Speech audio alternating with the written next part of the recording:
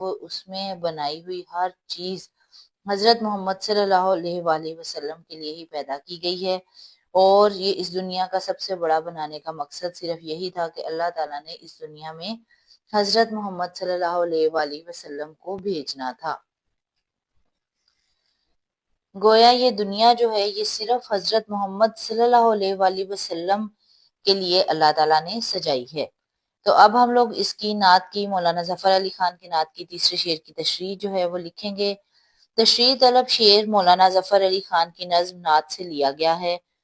مولانا ظفر Ali Khan back وقت ایک قادر الکلام شاعر، شعلہ بیان مقرر، صاحب طرز انشا پرداز، بے باک صحافی، بہترین مترجم اور ایک دلیر سیاستدان ہونے کی حیرت انگیز مثال تھے۔